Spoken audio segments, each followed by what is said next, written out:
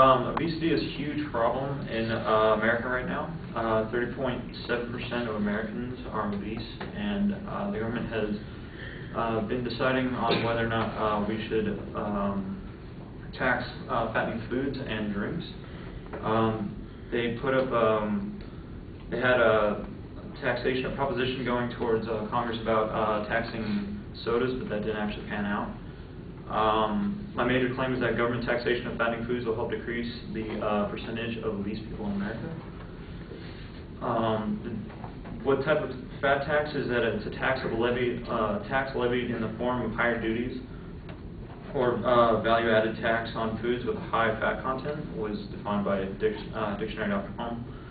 My first minor claim is that obesity is a result of fast food. Fast food is any type of food that's quickly made but with low nutritional value. Junk food. Fast food, such as McDonald's, Burger King, and Carl's Jr. are contributing to exceedingly unhealthy foods we all consume or have consumed in our lives. Not only do fast food distributors sell fattening foods, but also restaurants do as well. Chili's, Outback, California Pizza Kitchen, and Five Guys. They seem to have with what appears to be healthy food, but they actually have stuff that's really bad for you. Some of the fast food chains, such as like Carl's Jr. and KFC and Burger King, have actually just created new foods that's actually pretty bad. Carl's Jr. just created a new burger. It's called the footlong burger. It has 3 patties. It's just really bad for you. KFC has created a sandwich called the Double Down, which is bacon and cheese surrounded by chicken fillets. And Burger King created a new burger called the Pizza Burger, which has 2,500 calories, 144 grams of fat, and it has 2 times the amount of salt that adults need in one day. The American Heart Association says people should aim to eat less than 1,500 milligrams of sodium a day, but this burger itself has 3,780. The second minor claim is that the tax increase on these foods will reduce the consumption of fattening foods. People have different terms for obese, but how specific websites and stuff define the obese was that someone with a BMI of 30 and above. The BMI is about 30 pounds overweight. Other people have suggested a 35 BMI, which is obese. But the BMI is the body mass index, in case no one knows. Some states have also proposed that they tax people based on their BMI. States such as Alabama, they have done such things. They have added $25 per month for more health insurance. Mark Riddick's had also explained that other countries are starting to follow suit. Denmark, Romania, and other European countries are seeking to reduce obesity by instituting fat taxes. Air France has decided to, for your flight, if you have a 30 of BMI or above, that you have to buy your first seat, and then you have to buy the 75% of the other seat, which because you're going to be taking up more room.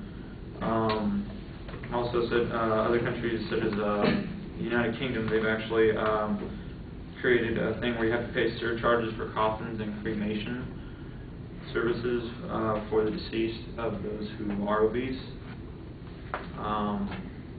My third minor claim, the taxation on fattening foods will reduce the fatalities in America. Around 30,000 people die a year due to obesity, which is caused by heart disease, type 2 diabetes, and stroke in some cases. Due to the taxation of food, the underprivileged will not, the underprivileged, which can be taken as the poor people, I guess, will not be able to afford fast foods. If there's a tax put upon fattening foods, they will not be able to afford fast foods and will opt to buy cheaper food, which will actually be healthier food. A staff writer for the New York Times said Today, the Great American Public Health Program is indeed obesity. The statistics have become rote, but consider that people in their 50s are about 20 pounds heavier, and average than 50-somethings were in their late 1970s. As a convenient point of reference, a typical car tire weighs about 20 pounds. This extra weight has caused sharp increase in chronic diseases like diabetes that are usually costly.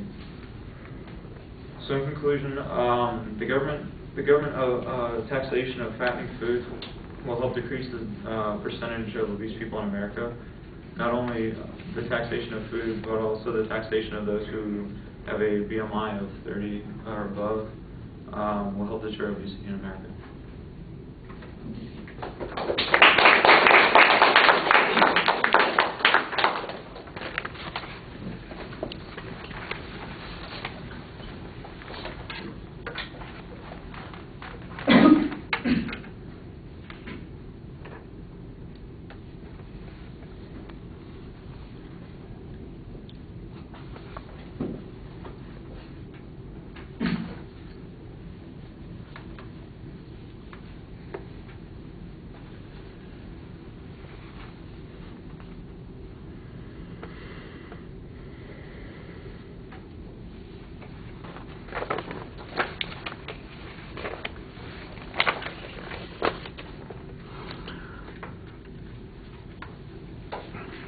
All right, well, I kind of like the attention device. That's a funny line. Obesity is a huge problem.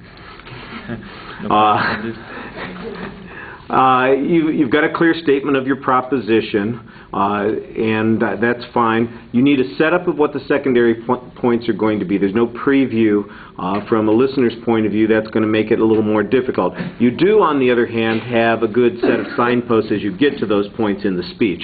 So that's going to help a little bit, but you want to give your audience a little bit more help too. There's some background information on the subject when it comes to obesity. I think we need a little bit more background information on the notion that these policies work. You and I talked about this a little bit before class. I think you've got a good, there's not much dispute that there are problems with obesity and that people are overweight and that there are health issues related to it. So that's not really where the controversy is. The controversy is whether or not any of the policies that are being put into place are going to make a difference, or any of the ones that you're talking about would in fact make a difference. And that's what's missing in the speech. So, for example, does Air France have fewer fat flyers as a result, or do people simply fly on some other airline? Do people in Great Britain start dieting before they die so that they don't have to pay that surcharge on their coffins? I'm imagining a situation now. You're not advocating a policy per se. You're just saying that this particular policy would work.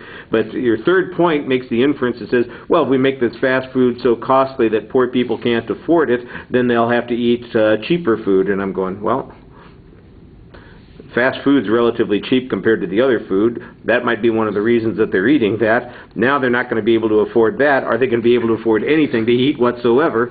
That's an issue that I don't think gets discussed.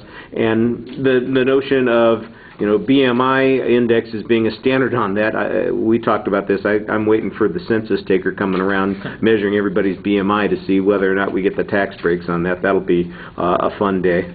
Then there'll be a real revolution. All right.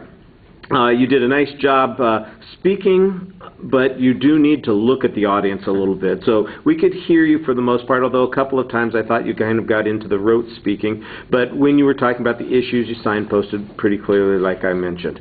So we need better evidence and stronger argument on the stuff that this would make a difference. That's the part that's missing.